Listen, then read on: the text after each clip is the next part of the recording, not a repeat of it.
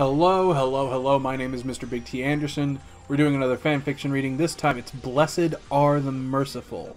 Now this is done by MsDoodle. This is a Digimon fanfic. I'm sure that's going to anger some people. Too bad. This is a good fanfiction, at least by my standards. If you don't like what I pick, which, that's your opinion, but you can look back at some of the things I picked. I feel that's a pretty good selection, so yeah. Just saying. Because I have gotten a little bit of hate on this, so pardon me if I feel a little bit defensive. Because I think I picked good ones, why would I read the bad ones? Now,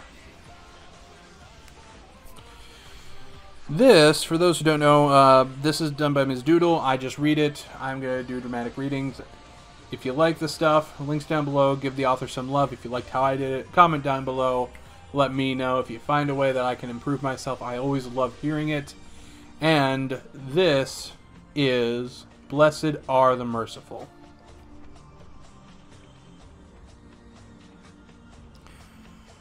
Myotismon, the scourge of two worlds, shuffled brokenly through the rubble and ruin of his failed conquest. He had escaped the Chosen Ones with little more than his life. His grisly hordes were slain. His destiny lay in shambles. It would have been a pity had he not brought this on himself. Wizardmon looked down on him from the slanted peak of a fallen tower. He'd been watching for some time now, noting the increasingly pronounced limp in Myotismon's stride.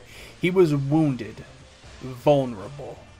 Even that shameless sycophant, Devimon, had abandoned him now. A gasp echoed through the broken city as Myotismon caught his foot against something sharp and pitched forward. He landed in a swirl of ash and dust. Wizardmon chanted his head to the side and watched the man struggle to his feet again. He wondered how long Myotismon would last out here. It was nearly dawn and the daylight hours were fast approaching. Part of him wanted to stay his advance until then, forego his own intervention and let the coward burn. It should sure be a marvelous spectacle. But no, he had waited far too long for a chance like this. His hatred had festered for long enough. The wizard hovered down from his perch. He kept his distance from Myotismon for now. No point rushing things. He would stalk him for a while. Again, the vampire fell, and again he railed against the forces that weighed him down. It was a losing battle.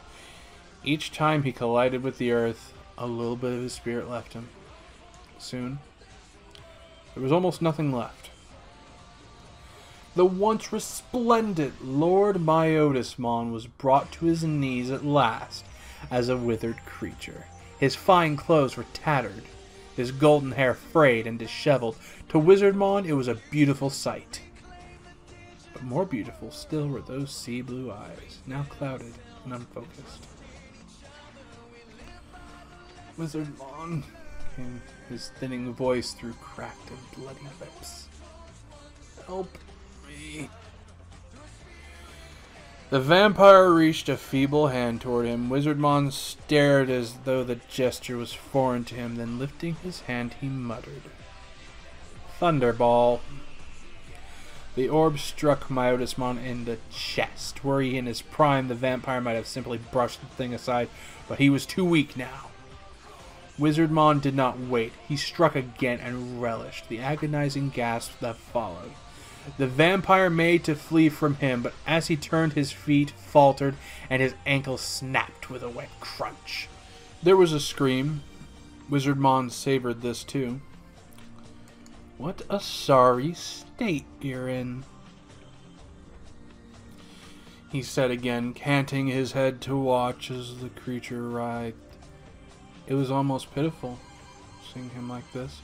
There had been a time when champion and ultimate alike bowed to the great Myotismon. Some had hated him, but all had feared him. Now, though, he was a threat to no one. Not even a child. Wizardmon stood beside the whimpering demon and nudged him with his foot. Whatever have they done to you, Myotismon? His voice was languid, almost a sigh.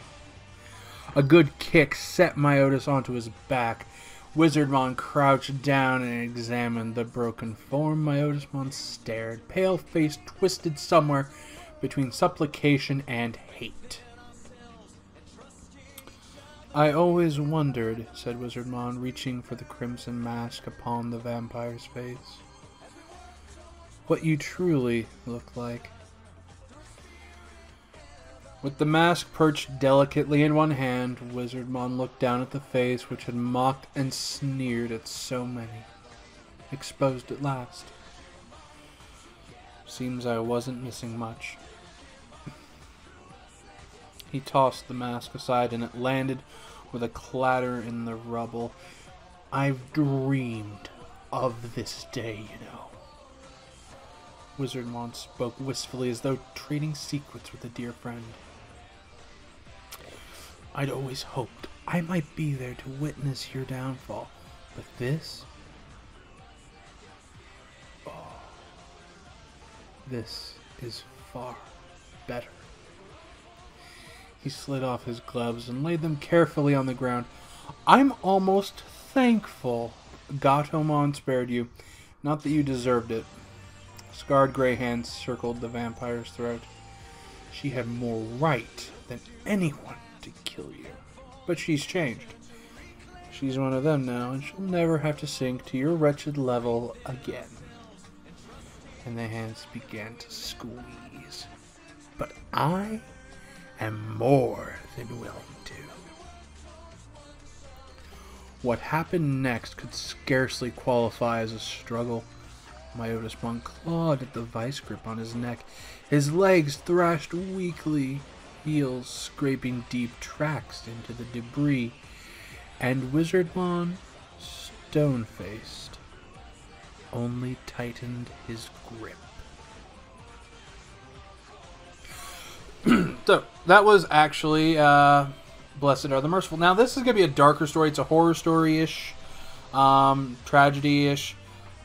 Hopefully, it's a little bit less fluffy, but I think definitely with Wizardmon basically was kind of the guy where he's just like, this is wrong, y'all are just dumb. We're working something out here.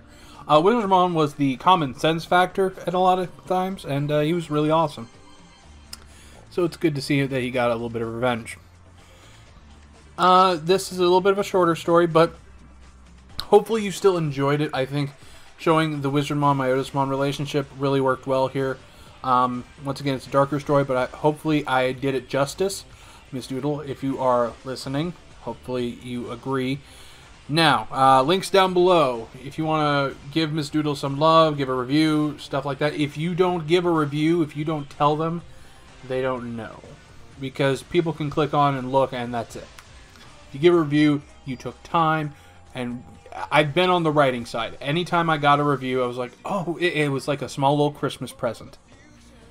And then they flamed me, and I found it was filled with dog crap. Or, you know, they liked it, and I was like, oh, joy. So, yeah, give that little Christmas present. It's free to give. Just give a review, give some love. You know, just enjoy the story. So, hopefully, you did enjoy this reading. I'm Mr. Big T Anderson. I will see you all next time. Ta-ta for now.